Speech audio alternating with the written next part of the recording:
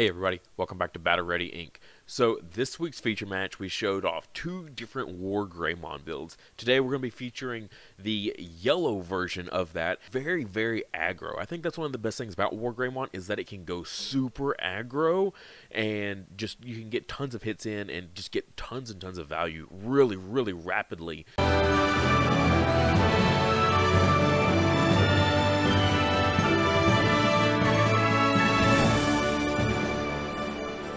Don't forget our memory marker for this month is going to be Yokomon.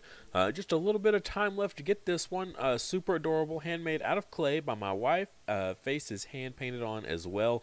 Super adorable, very, very detailed. Awesome memory marker for sure.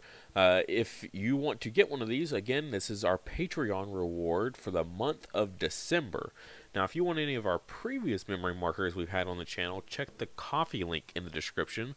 There you can see all the previous memory markers that we've had on the channel before. Just the benefit of going through Patreon is you get the featured memory marker for usually a discounted price. Alright, so let's go ahead and jump in here. Immediately, we've got our eggs, and then we've got running the Digimon at a 4 of. Getting yourself to 3 security and just kind of maintaining yourself at 3 is actually really easy in this build. So we've got a little bit of recovery, and we've got a little bit of reducing your own security down to that perfect number for that 3 count. And so triggering Digimon is really, really nice. Gaining 1 memory off of a baby is just utterly insane. It's so good when you can get that memory off of just a baby. But I think Bulkmon is still a very good contender for a secondary baby, or even if you do want to go with the primary, it's still a great choice. Just anytime you have draw power, anytime you can just get more hand resources in this game is always good. So Bulkmon, again, getting yourself to 3 security, super easy to trigger your Bulkmons. Next we got the new Pulsemon. This is the one out of BT6. This is on play, isn't necessarily the best of skills. It is a little terrifying to pull off, but you may trash the cards from the top of your security until there are 3 left. Gain 1 memory for each security trashed. So you could, maybe make this a 0 cost or a 1 play cost. I don't like getting that kind of value out of this card. I'm just here for the inheritable. I do not like that on play. There's other ways that I'm removing my security anyways. That doesn't need to be played, I don't think. Now, in combination with Dynasmon, it's actually not too bad. But any other time, I don't think it's worth it. But the inheritable of while you have 3 security, again, this is 3 security exactly, not less than, but 3 exactly, you gain jamming.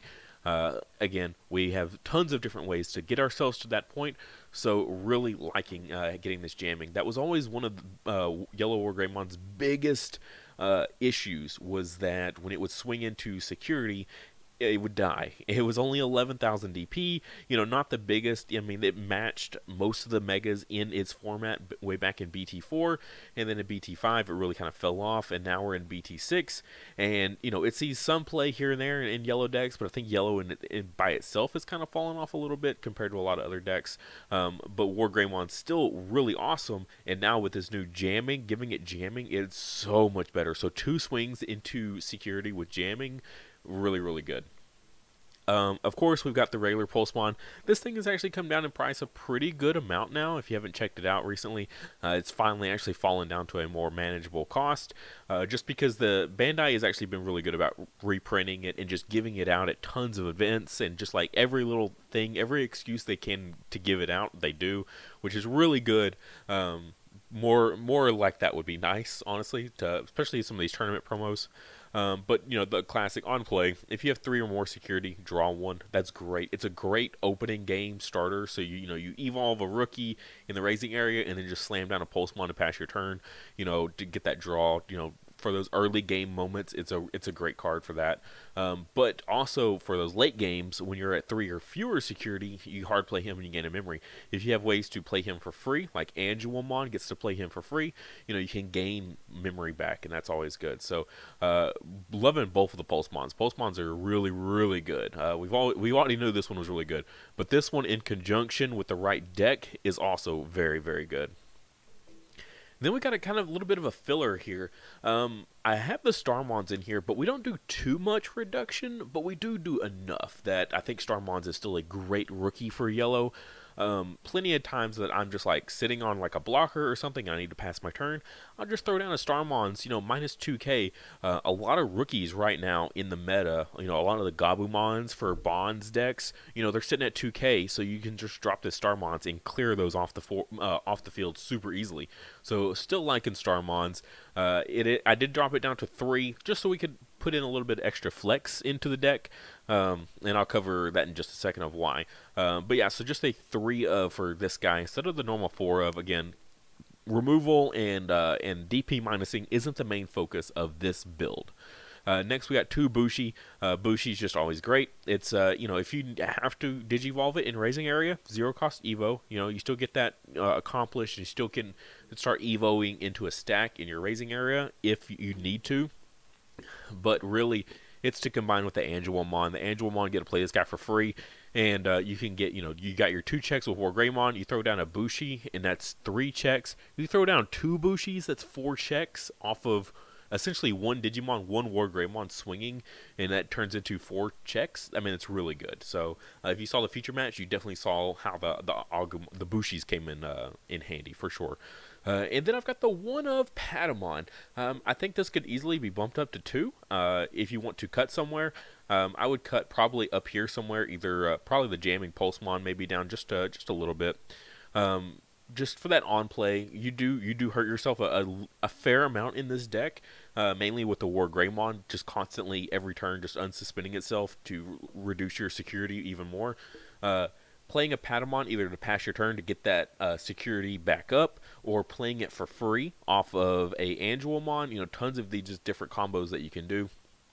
But yeah, so a little bit of recovery goes a long ways. I like the Lucymon. My issue with Lucymon, though, is that it doesn't fit into normal ratios. Okay, you cannot count it in your level 3s simply because you can't Evo in Raising in with it, and you can't Evo on top of it. So counting it in your regular level 3 rookies is not something you should do. It is its own entity off to the side. It is a Digimon, but it is not something you should count in your ratios for when you're trying to calculate up Evoing. So don't count it in your rookies, okay, people? But that's why I like the Patamon, is because you can still get that recovery, but also you can still use it as a regular rookie, Evo on top of it, all that good stuff. Next up, we got the Pitomon here. I'm back on the 5,000 DPs, mainly for this deck in particular. I mean, it's still an issue up against, something like Jesmon can still remove it off the field really easily. But this deck is a little bit more focused on kind of turboing into our Megas, particularly WarGreymon, as fast as possible. So a 1 cost Evo level 4 is the main reason this guy's here.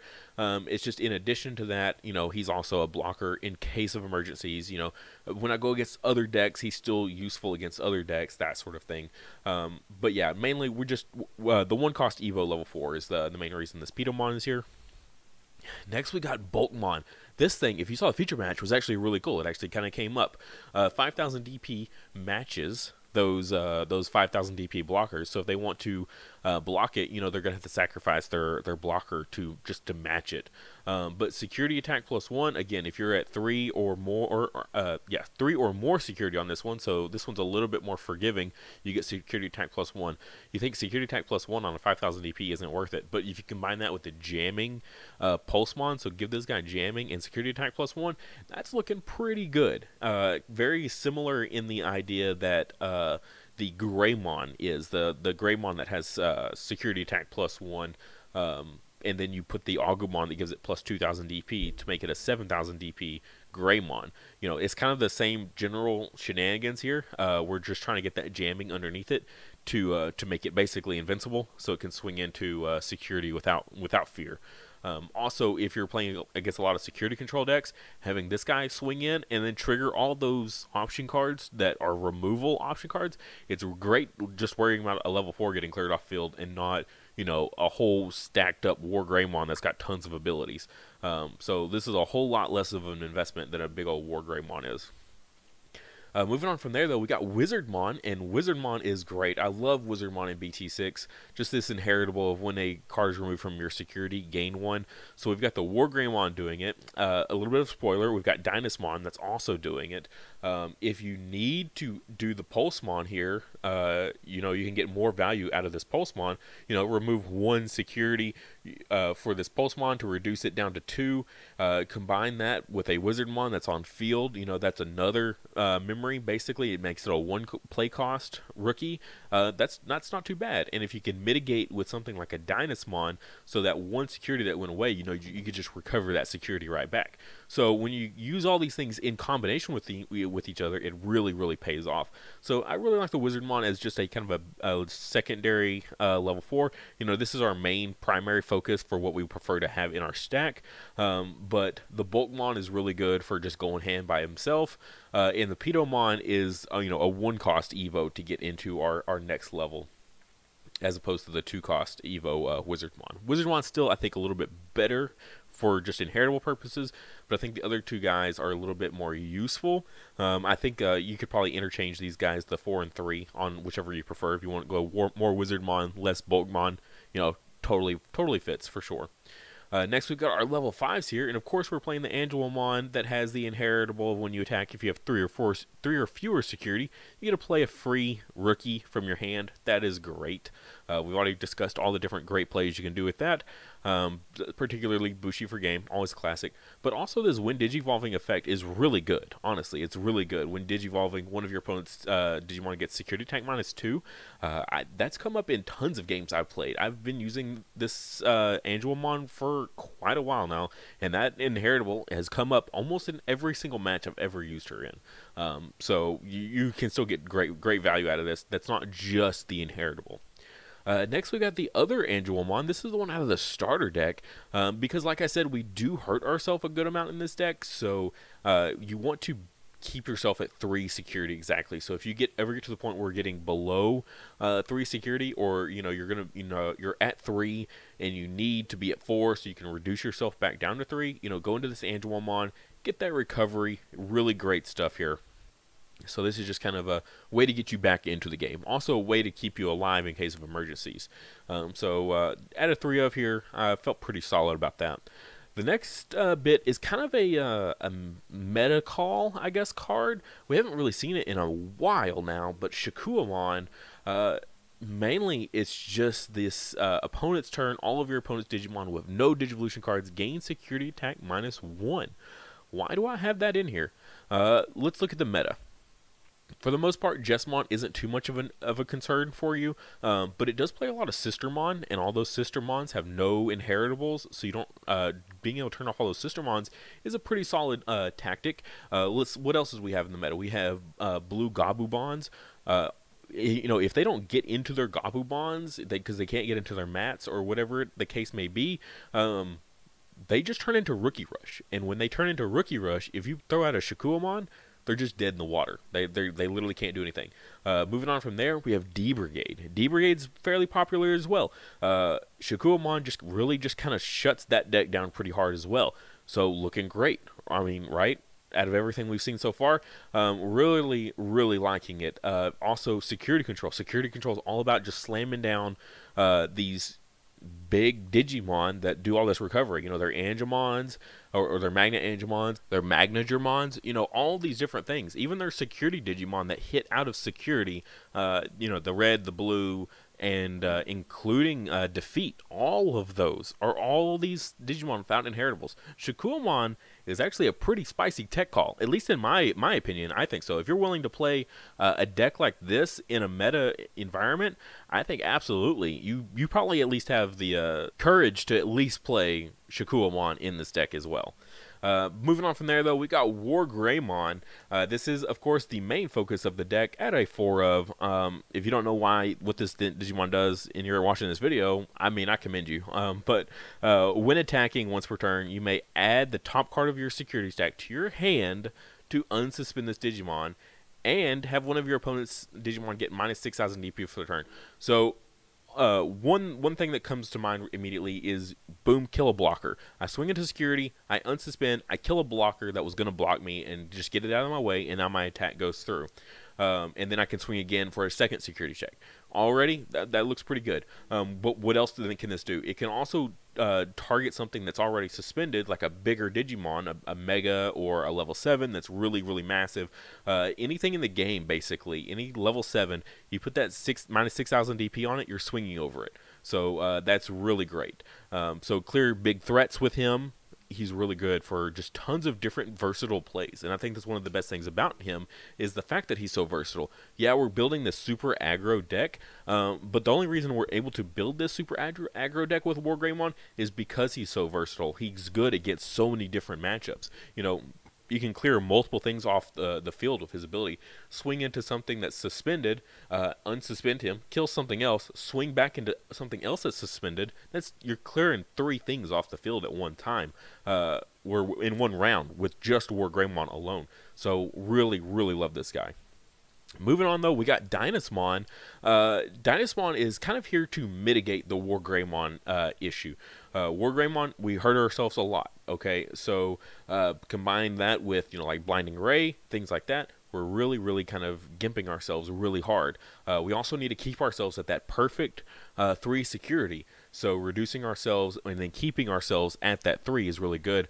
So Dynasmon is kind of our fallback, and that's like our main, like, secondary it's kind of like our first strategy that bleeds over into the WarGreymon. So we like to set up a Dynasmon and then go into a WarGreymon afterwards.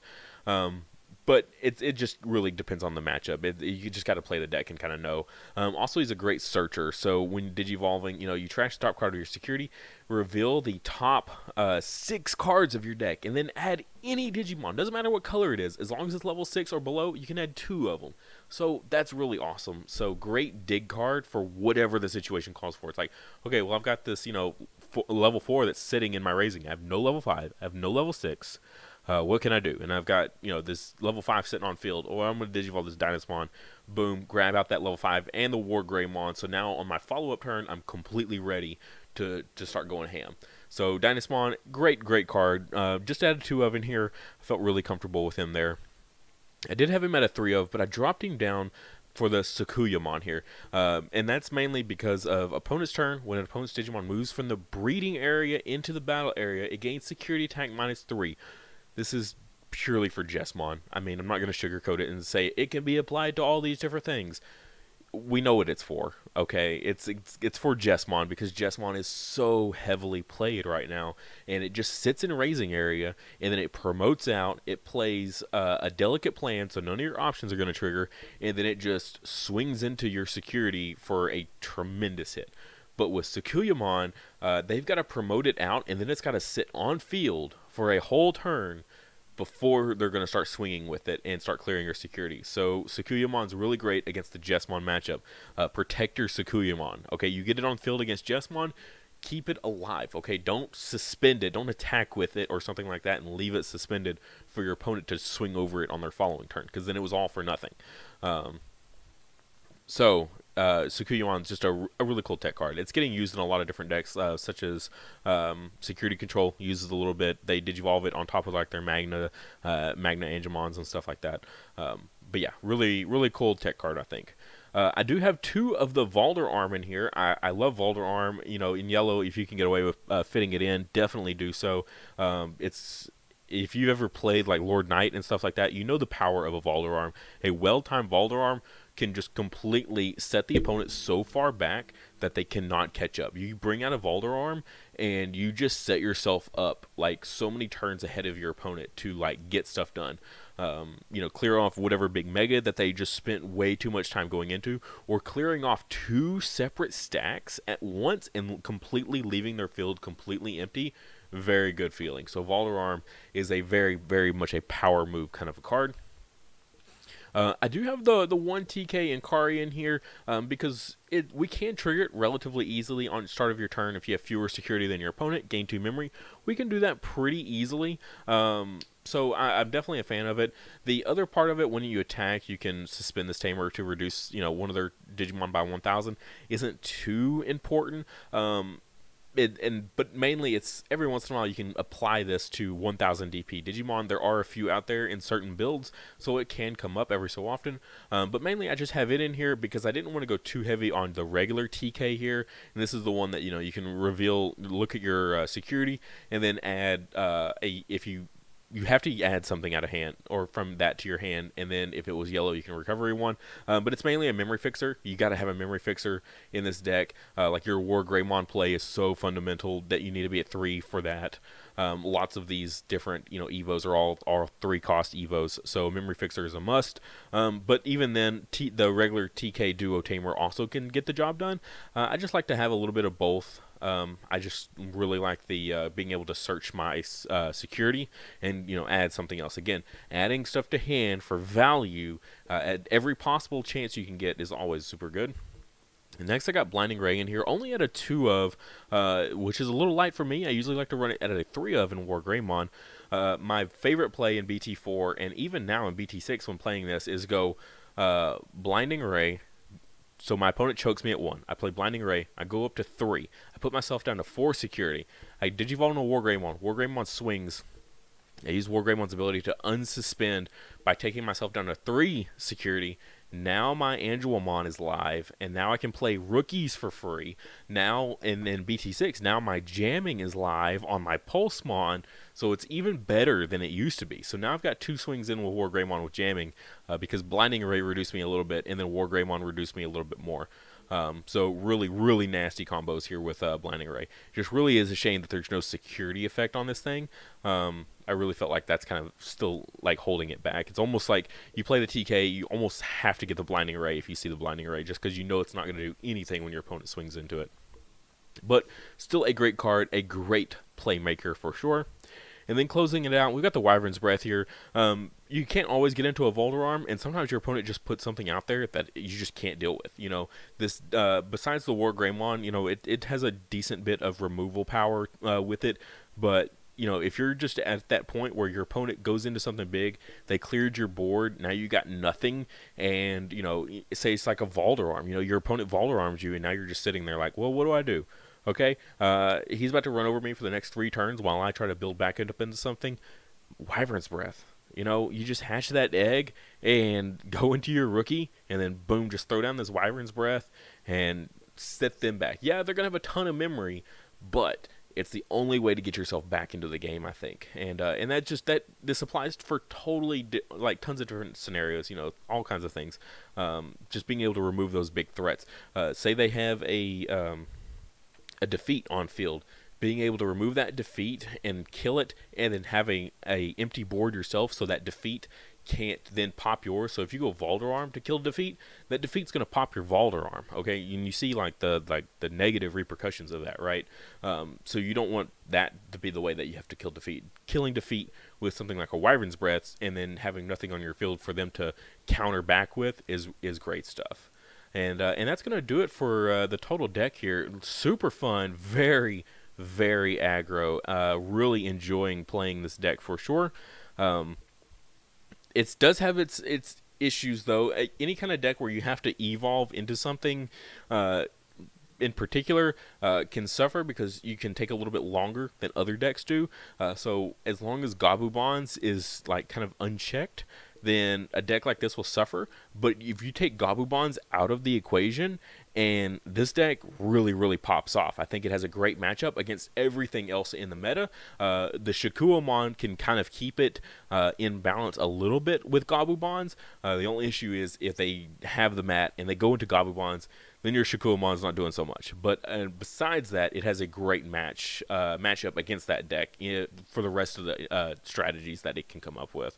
Thank you guys so much for watching. If you would, please like the video and subscribe. Just a little bit of help goes a super long ways. It helps the channel out tremendously, gets my videos out there, gets them seen. And if you really, really want to support the channel, check out the links in the description below. I'll have a link for my Patreon, which is displayed right here. You can get access to my Discord server that I have, as well as you can get the memory markers that we've had. These are just a few of my favorites from the past that we've had. The current one, Impmon's baby, as well as Gabumon's baby as well, Sunomon and Yaomon. These guys are super adorable. I definitely love them so much. and every month a new one changes out, so make sure you check that out. As well as we have our new playmats. This is why I recreated this video. It's because our playmats are here finally, and they are super cool. I alternate between the black and white every single month for whoever wants to support this tier, as well as I have a tier just higher than that, so that way you don't also have to lose out on a memory marker. You can get both the memory marker and the playmat just in case you want both. Super awesome support from everyone that has supported in the past and who will support in the future. You guys are awesome. Also, if you want to check out my merch, my Teespring link is in the description below for that. We've got, you know, the shirts that I wear on the channel that has the logo across. I love when I see people representing my merch in public. It is like one of the coolest feelings I've ever had in my entire life. Very, very awesome. As well as phone cases for you people that love Digimon like so much like I do. A friend of mine custom made all these to fit these specific phone cases themselves, so the prices are a little bit higher just because I have to pay her back, as well as make a little tiny bit of profit because of how much unfortunately they take for their cut for Teespring. But like I said, if you can't do any of that, please just like the video and subscribe to the channel. Every time we hit a new mile marker for subscriptions, I give out free merch of all different types. 2000K, I think we're doing one of the playmat giveaways, so definitely be subscribed and ready for when that comes.